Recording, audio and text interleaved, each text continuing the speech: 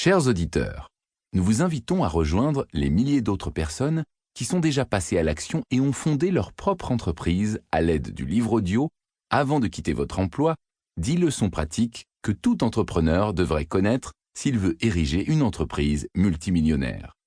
De Robert T. Kiyosaki. Comment pouvez-vous surmonter la peur et créer une entreprise prospère? Vous trouverez la réponse dans ce livre audio. Après l'avoir écouté, vous aurez appris comment créer, planifier et ériger une entreprise qui connaîtra la croissance avec ou sans vous, comment trouver des gens compétents pour composer votre équipe, quelles sont les premières étapes du développement du leadership, et beaucoup plus encore.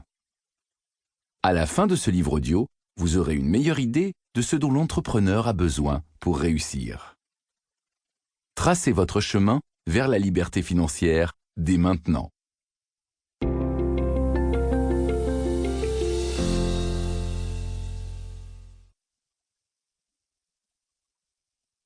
Quelle différence y a-t-il entre un employé et un entrepreneur? Commencez par adopter la bonne mentalité. Lorsque j'étais enfant, mon père pauvre disait souvent « Va à l'école, obtiens de bonnes notes et tu pourras trouver un bon emploi assorti d'avantages sociaux. » Il m'encourageait à devenir un employé. Mon père riche disait souvent « Apprends à fonder ta propre entreprise et embauche de bons employés. » Il m'encourageait à devenir un entrepreneur. Un jour, j'ai demandé à mon père riche quelle était la différence entre un employé et un entrepreneur. Voici la réponse qu'il m'a faite. L'employé cherche un emploi dans une entreprise déjà existante. Le travail de l'entrepreneur commence avant que l'entreprise existe. Un taux d'échec de 99%. Les statistiques démontrent que 90% de toutes les nouvelles entreprises font faillite, moins de 5 ans après leur fondation. Les statistiques démontrent également que 90% des entreprises qui existent encore après 5 ans font faillite avant de célébrer leur 10e anniversaire. Autrement dit, environ 99% de toutes les jeunes entreprises disparaissent en l'espace de 10 ans. Pourquoi? Les raisons sont nombreuses, mais voici les plus importantes. 1. Nos écoles forment les élèves de manière à en faire des employés qui chercheront un emploi, plutôt que de former des entrepreneurs qui créeront des emplois et des entreprises. 2. Les habiletés requises pour être un bon employé ne sont pas les mêmes que celles que doit posséder un bon entrepreneur. 3. De nombreux entrepreneurs choisissent de ne pas créer d'entreprise, mais un emploi qui leur appartient. Ils deviennent des travailleurs autonomes plutôt que des propriétaires d'entreprise. 4. De nombreux entrepreneurs travaillent beaucoup et gagnent un salaire horaire moins élevé que leurs employés. Par conséquent, l'épuisement en pousse beaucoup à tout laisser tomber. 5.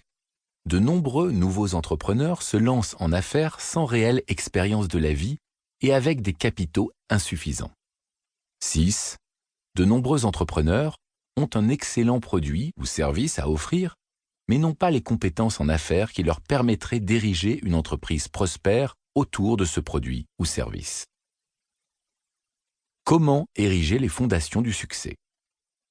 Mon père riche disait « Lancer une entreprise, c'est comme sauter d'un avion sans parachute.